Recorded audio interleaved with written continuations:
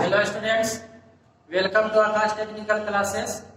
I am present here to teach you RCC structure.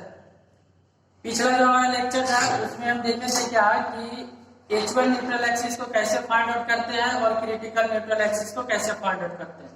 यहाँ पर हम देखेंगे कि हमारा जो परसेंटेज ऑफ स्टील होगा, मतलब कि जो हमारा जो सेक्शन होगा, सेक्शन के अंदर में कितना परसेंटेज ऑफ स्टील को हम प्रोवाइड करेंगे, तो वहां से हमारा लेक्चर स्टार्ट होता है। तो यहाँ पर देखिएगा कि हमारा जो परसेंटेज ऑफ स्टील है, मतलब कि पूरा जो हमारा क्रॉस सेक्शनल एरिया है, अब इस क्रॉस सेक्शनल एरिया में इफेक्टिव एरिया, उसके अंदर में कितना हम एरिया ऑफ स्टील देंगे, तो हम उसको किस में डोनेट करेंगे, परसेंटेज ऑफ स्टील में। तो देखिए परसेंटेज ऑफ स्टील अगर हमें लिखना रहे तो परसेंटेज ऑफ स्टील कैसे लिखेंगे। यहाँ से अगर देखेंगे कि आपको बोला जाए परसेंटेज ऑफ स्टील लिखिए, तो परसेंटेज ऑफ स्टील में हम कैसे लिख सकते हैं कि एरिया ऑफ स्टील अपॉन में पूरा क्रॉस सेक्शनल। तो पूरा क्रॉस सेक्शनल एरिया में हम एरिया ऑफ स्टील कितना प्रोवाइड करते हैं, इसको परसेंटेज में अपॉन में 100 लिख देंगे, हमारा परसेंटेज ऑफ स्टील होगा, ठीक है। और ए से हमारा एरिया ऑफ स्टील होगा। तो यहाँ से अगर हम परसेंटेज ऑफ स्टील देखें तो हमारा area of steel upon B into D metre 100 होगा, ठीक है। तो यहाँ से हम ये लिख सकते हैं। लेकिन पिछला का जो इक्वेशन था जिसमें हम प्रूफ किए थे कि आपको H1 न्यूट्रल एक्सिस को हम कैसे फाइंड आउट करेंगे, ठीक है। तो H1 न्यूट्रल एक्सिस को जो फाइंड आउट करने के लिए था, तो उसमें फॉर्मूला था bn²/2 = m/d माइनस में na। अब हम क्या करते हैं कि जहां पास एरिया ऑफ स्टील है, अब हम इस एरिया ऑफ स्टील को किसमें पुट कर देते हैं, इसमें पुट कर देंगे। तो ध्यान दीजिएगा, अगर हम इसको इक्वेशन फर्स्ट माने और इसको हम इक्वेशन क्या मानते हैं, सेकेंड मानते हैं, इसको हम फर्स्ट मानते हैं, इसको कौन सा इक्वेशन मानेंगे, सेकेंड मानेंगे। तो बताइए कि यहाँ से हम कैसे निकाल सकते हैं। देखिएगा सेकेंड से हमें निकाल सकते हैं कि MAST d माइनस में Na इज इक्वल टू हो जाएगा BNA² 2। अब यहाँ पे एरिया ऑफ स्टील अगर हम लिखना चाहेंगे तो हो जाएगा BNA² 2 होगा ना हमारा, BNA² 2, यहाँ से हमारा आ जाएगा 2m d माइनस में Na, हमारा यही टर्म आएगा। तो यहाँ से अगर बताइए कि इस एरिया ऑफ स्टील को हम किसमें रख देते हैं, इसमें रख देंगे, ठीक है। एरिया ऑफ स्टील को हम किसमें रख देंगे, इसमें रख देंगे। तो हम इसको मिटाते हैं,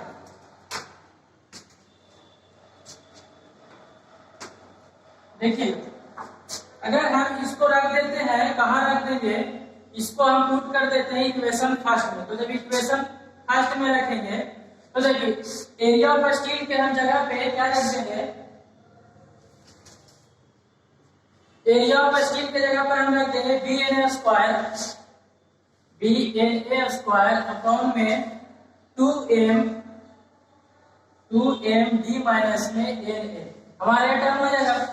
और अपॉन में हमारा क्या हो जाएगा, यहाँ देखिएगा अपॉन में हमारा हो जाएगा b इंटू में d, मतलब BD, और इंटू में हमारा 100 हो जाएगा। जब यहाँ से हम रखेंगे परसेंटेज ऑफ स्टील, अगर हम यहाँ देखेंगे, जब परसेंटेज ऑफ स्टील हम यहाँ देखेंगे तो आपका देखिए BNA² अपॉन में 2m d माइनस में। अब देखिए तो यहाँ पास अगर इस क्रॉस सेक्शनल के एरिया से देखें और यहाँ आपको देखें तो यहाँ पास आपको देखने को मिलेगा कि ये D और एक D आपका क्या है, सेम है। तो B से B के हमारा क्या हो जाएगा, कैंसिल आउट हो जाएगा। तो B से B हमारा कैंसिल आउट हो गया, तो हमारे पास बचेगा क्या, बचेगा हमें Na H1 न्यूट्रल एक्सिस का whole square 2m d minus में Na इंटू में d, और इंटू में यहाँ क्या बचेगा, 100 बचेगा। अब बताइए हमारा ये टर्म हो गया। अगर बताइए कि हमारा जो न्यूट्रल एक्सिस है, अब यहाँ ध्यान दीजिएगा, अगर ये जो हमारा है वो H1 न्यूट्रल एक्सिस किसके बराबर हो जाए, क्रिटिकल न्यूट्रल एक्सिस के बराबर। तो वहां पास हम आपको बताए थे कि अगर आपका H1 न्यूट्रल एक्सिस जो हमारा है वो क्रिटिकल न्यूट्रल एक्सिस के बराबर हो जाए, और आपको हम ये बताए थे कि अगर आपका ये यहाँ पास अगर हमारा जो H1 न्यूट्रल एक्सिस है वो किसके बराबर हो जाए, K इंटू में D के बराबर हो जाए। पीछे का सारा लेक्चर देख लीजिए, एन ए जो हमारा है वो अब किसके बराबर हो जाए, मान ले के डी के बराबर हो जाए, किसके बराबर हो जाए, के डी के बराबर। अगर आपको हम मान लें यहाँ पास कि एन ए जो है वो किसके बराबर हो जाए, के डी के बराबर। अगर एन ए के डी के बराबर हो जाए, इसी तरह से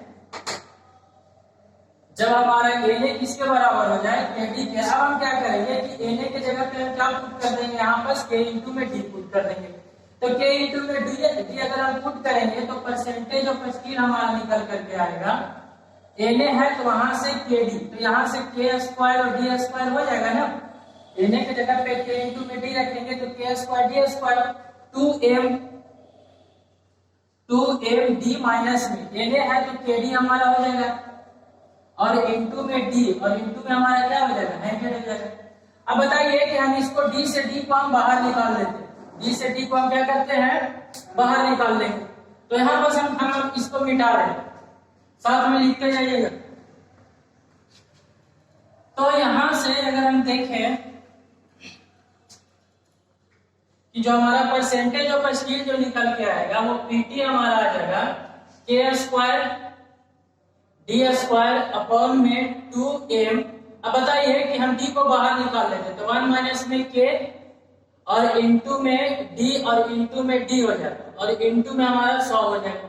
अब बताइए यहाँ पास कि जो परसेंटेज ऑफ ये डी स्क्वायर हो जाएगा, डी स्क्वायर हमारा खत्म हो गया, और जब ए हमारा खत्म हो गया तो परसेंटेज ऑफ स्टील हमारा क्या निकल के आ गया, के स्क्वायर अपॉन में ई एम। 2 से हम इसको काट देते तो 50 हो जाएगा, तो 50 हो जाएगा, तो 2 से जब 50 यहाँ से हो जाएगा 50 के स्क्वायर अपॉन में एम 1 माइनस में के। तो यहाँ से जो परसेंटेज ऑफ स्टील जो हमारा निकल करके आ गया वो आ गया 50 के स्क्वायर अपॉन में एम 1 माइनस में के।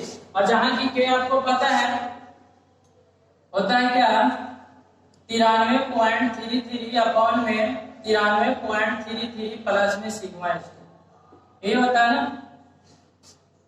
तो यहां से हमारा निकल के क्या आ जाता है, परसेंटेज ऑफ स्टील हमारा यहां से निकल करके आ जाता है जो आता है 50 के स्क्वायर एम 1 माइनस में के। ये जो परसेंटेज ऑफ स्टील जो है वो आप यहाँ पर देख रहे हैं कि एन ए जो है वो किसके बराबर हो गया, कब, जब आपका एन ए किसके बराबर हो जाए, के डी। और आपको पता है कि क्रिटिकल एक्सिस मतलब कि जो एक्सिस था वो किसके बराबर था, के डी के बराबर है। तो यहाँ से एनसी जो है, जो आपका एन ए जो हो जाएगा वो किसके बराबर है, यहाँ से एनसी। तभी तो हम ये लिखे कि जो एन ए कब हो जाए, जब आपका न्यूट्रल एक्सिस आपका, जब हमारा न्यूट्रल एक्सिस मतलब एक्चुअल न्यूट्रल एक्सिस किसके बराबर हो जाए, केडी। और जो केडी जो पहले था वो एनसी इक्वल टू माने थे ना, एनसी इक्वल टू हम केडी माने थे। तो यहाँ पर जो परसेंटेज ऑफ स्टील जो है निकल करके आएगा वो कौन सा आएगा, क्रिटिकल ही आएगा ना, मतलब कि लास्ट मतलब कितना मैक्सिमम हम अप्लाई कर सकते हैं परसेंटेज ऑफ स्टील। तो यहाँ से हम कितना अप्लाई किए हैं, तो यहाँ से आपको सिर्फ इतना समझना क्या है कि जब हमारा एन ए मतलब एक्चुअल न्यूट्रल एक्सिस जब केडी के बराबर आ जाएगा तो उस टाइम में हमारा जो परसेंटेज ऑफ स्टील जो निकल करके आएगा वो हमें ये निकल के आएगा 50 के स्क्वायर पे 1 माइनस में के। तो यहाँ से आपको जो परसेंटेज ऑफ स्टील आएगा 50 के स्क्वायर अपॉन में 1 माइनस में के। तो ये आपको क्या ध्यान रखना है कि आपको ये सारा जितना भी आपको है वो मल्टीपल चॉइस क्वेश्चन में आएगा, और सारा आपको याद रखेगा क्या है, परसेंटेज ऑफ स्टील कितना होगा, के कितना होगा, आपका सारा का वैल्यू। इससे जो डेरिवेशन का जितना भी क्वेश्चन है वो उससे सिर्फ खाली हमारा एक भी क्वेश्चन नहीं आता, सिर्फ मल्टीपल चॉइस क्वेश्चन आता। तो ये सब जो टर्म लास्ट में जो निकल करके आएंगे इसको हम क्या मानेंगे, ये आपको सबसे ज्यादा जरूरी है। तो यहाँ से आप लिख लीजिएगा, हम इसको मिटा रहे हैं। अब जो अगला टॉपिक आता है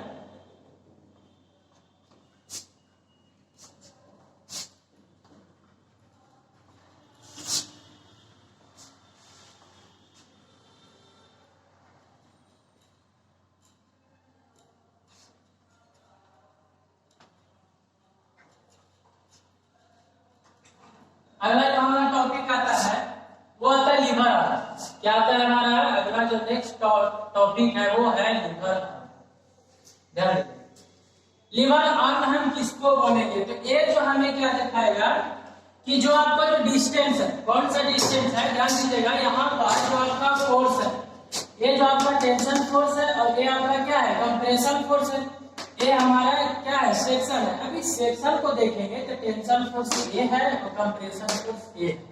अब बताइए कि अगर हम इसको मान लेते हैं कि ये हमारा इक्वल न्यूट्रल एक्सिस है, तो अब बताइए कि यहाँ से इसके सीजी से हमारा ये बना है, तो यहाँ से यहाँ हमारा डिस्टेंस कितना हो जाएगा।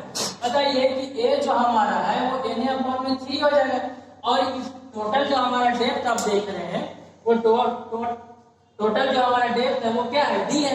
तो वो जो हमारा निकल के आ जाएगा वो आ जाएगा d माइनस में Na/3, यही आएगा ना हमारा, जो आएगा d माइनस में Na/3। तो यहाँ से हमारा टेंशन ही हो गया, कंप्रेशन ही हो, कंप्रेशन फोर्स का निकाले तो हाफ इनटू में C+C इनटू B इनटू में A, ठीक है। तो लीवर आर्म का हम देखते हैं, तो यहाँ से लीवर आर्म का जो होता है वो होता है कि डिस्टेंस बिटवीन द आपका टू, यहाँ से फोर्स जो आपको देख रहा है, जो कंप्रेशन फोर्स और टेंशन फोर्स देख रहा है, ये दोनों का जो डिस्टेंस होगा वही हमारा क्या कहलाएगा, लीवर आर्म कहलाएगा।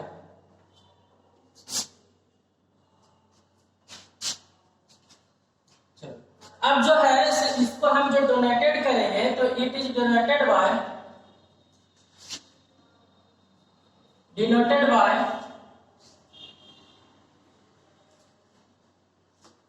जेड से या फिर स्मॉल ए से, ठीक है। इसको जो डोनेट करेंगे वो जेड से या फिर स्मॉल ए से। तो देखिएगा कि आपका जो जेड निकल के आएगा तो वहां से जेड इज इक्वल टू हमारा हो जाएगा डी माइनस में Na/3, d माइनस में Na/3। अब फिर वही, अगर हमारा जब Na हमारा हो जाए किसके बराबर हो जाए, जब Na हमारा KD के बराबर हो जाएगा, जब Na किसके बराबर हो जाए, KD के बराबर, तब जो हमारा J निकल के आएगा वो d माइनस में पुट कर देंगे वैल्यू KD/3। तो यहाँ से हम d को कॉमन निकालेंगे तो 1 माइनस में K/3, 1 में K/3, और Z इक्वल टू आप बोलेंगे D इंटू में J। अब जहां की J आपको देखने को मिलेगा, जहां की आपको J जो देखने को मिलेगा, J को बोलेंगे lever arm depth factor, lever arm depth factor. तो यहाँ से जो आपका जो लीवर आर्म जो निकलता है वो निकल के आएगा D इंटू में J, और जहां की J आपको लीवर आर्म डेप्थ फैक्टर और J का जो वैल्यू आएगा 1 माइनस में K/3 हमारा आएगा, 1 माइनस में क्या आएगा, K/3 आएगा। तो यहाँ से आपका A निकल करके आ जाता है। अगला जो हमारा जो टॉपिक है वो है मोमेंट ऑफ रेजिस्टेंस, यहां तक लिखते जाइए। अगला जो हमारा टॉपिक है वो है मोमेंट ऑफ रेजिस्टेंस, इसको मिटा दें। अब पहले बताइए कि मोमेंट क्या होता है। मोमेंट का मतलब आप हमें बताइए कि मोमेंट का मतलब क्या होता है। मोमेंट का मतलब होता है क्या, फोर्स इनटू में परपेंडिकुलर डिस्टेंस, यही होता है ना हमारा, फोर्स इनटू में परपेंडिकुलर डिस्टेंस। तो अगला जो हेडिंग है मोमेंट ऑफ रेजिस्टेंस।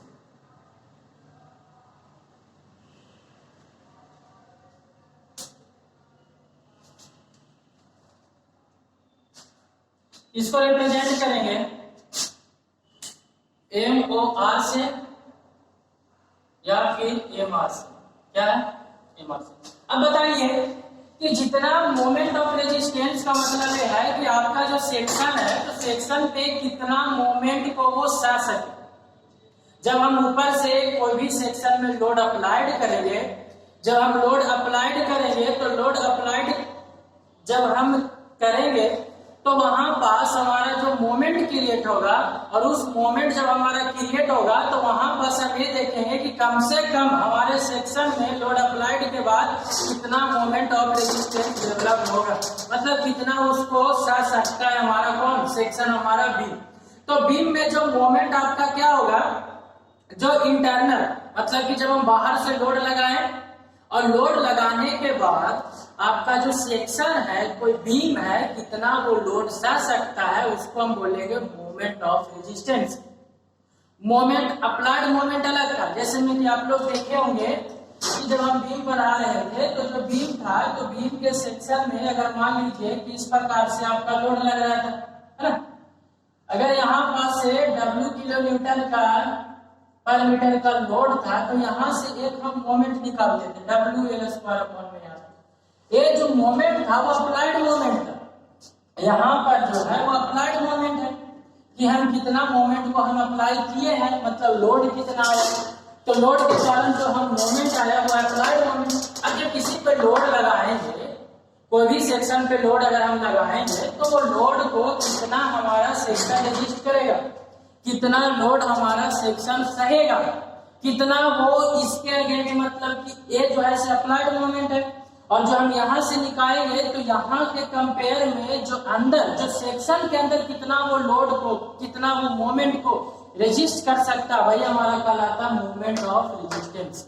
सेक्शन कितना सहेगा, ये जो है वो लोड कितना अप्लाई किया तो उसके कारण था। लेकिन यहाँ पर जो हम निकालेंगे वो सेक्शन कितना मैक्सिमम लोड सह सकता है, कितना मोमेंट उस पे आ सकता है और कितना मोमेंट वो सह सकता है, वही हमारा कहलाएगा moment of resistance.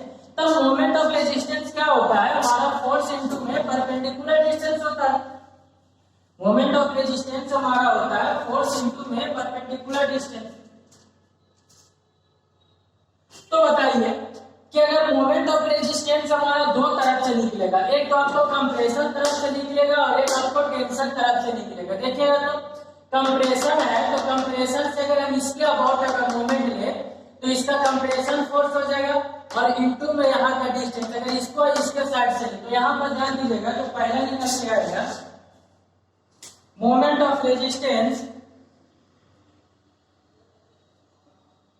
Moment of resistance, moment of resistance from tension side. ठीक है, तो अगर टेंशन साइड से देखेंगे तो टेंशन फोर्स कितना है, तो moment of resistance is equal to होता है फोर्स इनटू में परपेंडिकुलर डिस्टेंस।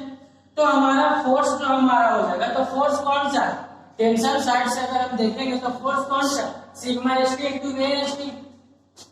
तो यहां से हमारा निकल के आएगा सिग्मा एस टी इंटू में ए एस टी और इंटू में परपेंडिकुलर डिस्टेंस कितना है, तो यहाँ से इसके बीच में दो, देखिए यहाँ पास आपको दो क्या कर रहा है कि दो फोर्स है। अब यहाँ पास दोनों फोर्स है, बताइए कि इसके अगर हम देखें इसका सीजी जो है से यहाँ आपका टेंशन फोर्स है और ये आपका सीजी, तो अगर इसके अबाउट अगर हम देखना चाहें तो ये जो आपका जो मोमेंट क्रिएट होगा इसके अबाउट तो आपका कितना आएगा डी, मतलब कि ये तो आपका फोर्स हो जाएगा टेंशन फोर्स और यहाँ से यहाँ आपका क्या हो जाएगा परपेंडिकुलर डिस्टेंस हो जाएगा, है ना। जैसे में कि आपका एक फोर्स था ऐसे है, अगर मान लीजिए इसके अबाउट निकालना चाहते हैं तो ऐसे कैसे निकाल देते कि ये आपका था फोर्स और इनटू में यहाँ से डिस्टेंस एफ इनटू में डी हमारा आता है।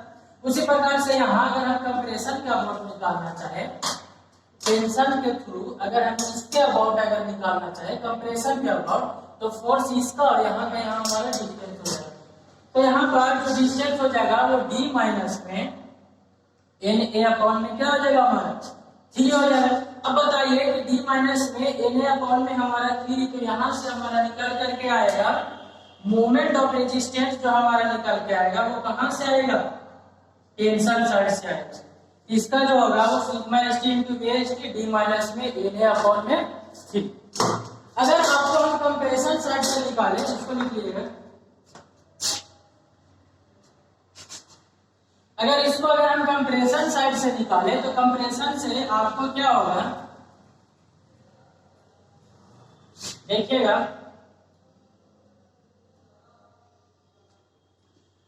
मोमेंट ऑफ रेजिस्टेंस अगर कंप्रेशन साइड से तो फोर्स इनटू में परपेंडिकुलर डिस्टेंस, इसका अबाउट हम निकालना चाहते हैं तो इसके अगर हम मान लीजिए कंप्रेशन साइड से निकाले तो कहां पर से निकाल रहे, तो इसके अबाउट, मतलब ये फोर्स के अबाउट टेंशन जहां पर सप्लाइड हो रहा है तो वहां अबाउट। तो जब कंप्रेशन फोर्स निकालना चाहेंगे तो हमारा हो जाएगा, देखिए फोर्स देखेंगे तो C इज इक्वल टू कितना होगा, हमारा जो कंप्रेशन फोर्स था वो हाफ इंटू में सिग्मा CBC इंटू में B इंटू में एन ए, यही होगा ना।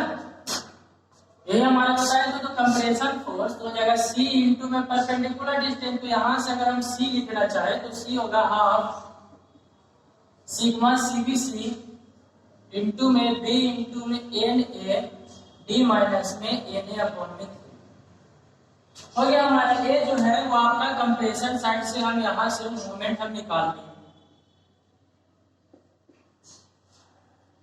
कंप्रेशन साइड से निकाल देंगे।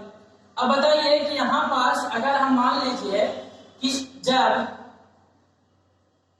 Na जो हो जाए वो किसके बराबर हो जाए, Kd के बराबर। Na जो हमारा है वो किसके बराबर हो जाए, Kd के बराबर। तो मोमेंट ऑफ रेजिस्टेंस यहाँ से हमारा क्या निकल के आएगा वो ध्यान दीजिए। कंप्रेशन से अगर देखेंगे तो हाफ इंटू में सिग्मा CBC इंटू में B इंटू में Na के जगह पर हम K इंटू में D रख देंगे और D माइनस में Kd अपॉन में 3 रख देंगे। तो यहाँ से हमारा क्या निकल के आएगा, आगे आएगा इज इक्वल टू हमारा आ जाएगा हाफ सिग्मा CBC। देखिएगा हाफ सिग्मा CBC। अब बताइए कि D हमारा बाहर आ जाएगा ना, हो जाएगा B इंटू में बताइए K है और इंटू में D है और इंटू में बाहर से और D आ जाएगा, D आ जाएगा और 1 माइनस में K अपॉन में 3 हो जाएगा हमारा। कितना हो जाएगा, सब यहाँ से निकल कर जाएगा हाफ इंटू में सिग्मा CBC इंटू में K इंटू में B और यहाँ से हमारा BD स्क्वायर। अब बताइए कि 1 माइनस में K अपॉन में 3 हमारा जो J था लीवर आर्म डेप्थ फैक्टर वो क्या था 1 माइनस में K अपॉन में 3। तो 1 माइनस में K अपॉन में 3 की जगह पर हम J लिखेंगे। अब बताइए कि यहाँ से मोमेंट ऑफ रेजिस्टेंस अगर हम कंप्रेशन में लिखना चाहें, यहाँ से लिखना चाहे तो हम इसको ऐसे लिख सकते हैं कि हाफ इंटू में सिग्मा CBC इंटू में K इंटू में J इंटू में BD स्क्वायर। अब इसको अगर हम लिखना चाहें तो moment of resistance C is equal to हमारा हो जाएगा, यहां से हम लिख सकते हैं R और इसको हम BD स्क्वायर, R हमारा BD स्क्वायर। अब बताइए जहां की R जो आपका है वे आपका R जो हो जाएगा हमारा पास, जो आपका जो यहाँ पास R हो जाएगा वो R किसके बराबर हो जाएगा, जहां की R हो जाएगा हाफ इंटू में सिग्मा CBC इंटू में K इंटू में J। जहां की R जो हमारा हो जाएगा वो हो जाएगा हाफ इंटू में सिग्मा CBC इंटू में K इंटू में J हमारा हो जाएगा। तो यहाँ पर देखो कहीं कहीं कोई बुक में R की जगह पर Q लिखा हुआ रहेगा तो इससे परेशान नहीं होना, ठीक है। अगर आपसे पूछा जाए कि ऐसे में कि डेविएशन पूछेगा कि आपसे पूछेगा कि मूवमेंट ऑफ रेजिस्टेंस जो है RBD स्क्वायर RQ स्क्वायर, जबकि R यहाँ पर Q हमारा क्या, तो R या फिर Q अगर R बोल दे या फिर कहीं कहीं पर Q भी लिख देता है, तो जहां पर R और Q क्या हो जाएगा हमारा हाफ इंटू में सिग्मा CBC इंटू में हमारा K इंटू में J हो जाएगा। अब आते हैं जो अगला हमारा आता है, तो यहाँ से आप लोग याद कर लीजिएगा RBD स्क्वायर। ये सब जितना भी आपको जो है वो सारा का सारा जो है वो आपको मल्टीपल चॉइस क्वेश्चन में आएगा, ठीक है। क्वेश्चन वगैरह इससे नहीं आता, क्वेश्चन जो है वो डायरेक्टली हम फॉर्मूला से बनाएंगे, ऐसा कुछ नहीं करेंगे, ठीक है। तो ये आप लोग देख लीजिएगा कि कहां से है कि मोमेंट ऑफ रेजिस्टेंस होगा RBD स्क्वायर, जहां की R जो हमारा हो जाएगा वो R जो हो जाएगा वो हो जाएगा R is equal to half sigma CBC into में K इंटू में J हो जाएगा हमारा। अब जो अगला जो आता है मेन टॉपिक आता है यहाँ से जो हमारा लास्ट आता है यहाँ से वाइडेन सेक्शन, ठीक है, मतलब कि टाइप्स ऑफ सेक्शन। अब सेक्शन जो है वो कितने टाइप के होते हैं, जैसे में कि वाइडेन सेक्शन है, अंडर एनफोर्स सेक्शन है, ओवर एनफोर्स सेक्शन है, तो उसके बारे में हम यहाँ से देखेंगे। तो इसको भी डाल देंगे।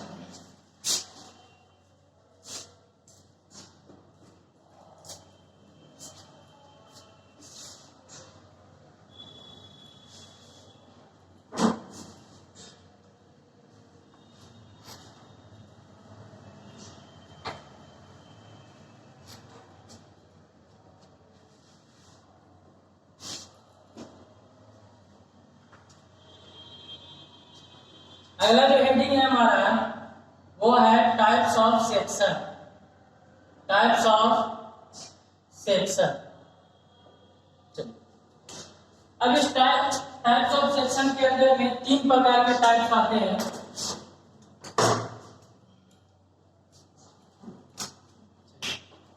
पहला हमारा आता है वायलेंट सेक्शन।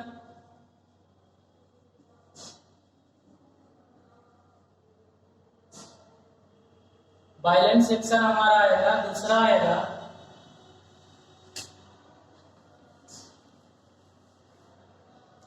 पहला जो हमारा आएगा वो आएगा वायलेंट सेक्शन।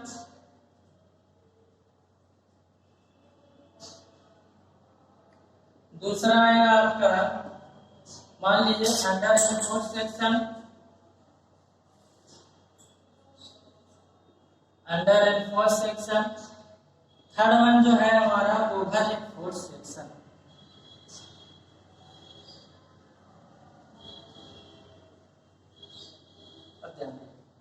यहां से 3 टाइप का वायलेंट सेक्शन है, अंडर एनफोर्स सेक्शन है और क्या है हमारा ओवर एनफोर्स सेक्शन।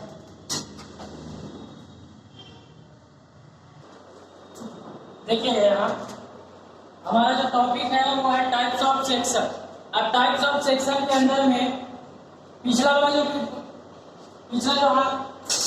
हमारा टॉपिक था उसके अंदर में क्या था कि जहां पर आर आया मोमेंट ऑफ रेजिस्टेंस आया था ना, मोमेंट ऑफ रेजिस्टेंस कंपैरिजन से आरबीडी स्क्वायर जहां की आर जो था वो था रेजिस्टिंग मोमेंट फैक्टर। लिख लीजिएगा कि जहां की जो आर जो हमारा था वो क्या था रेजिस्टिंग मोमेंट फैक्टर, उसको लिख लीजिएगा।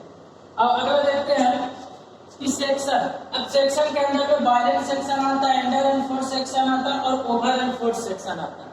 अब ओवर एनफोर्स वायलेंस और इसका मतलब क्या है, तो यहां से ध्यान दीजिएगा कि वायलेंट सेक्शन के अंदर में, ठीक है, वायलेंट सेक्शन के अंदर में जो स्ट्रेस डेवलप्ड होंगे, स्ट्रेस डेवलप्ड जो होंगे वो टेंसाइल में और कंप्रेशन दोनों में जो स्ट्रेस होगा वो सेम होगा।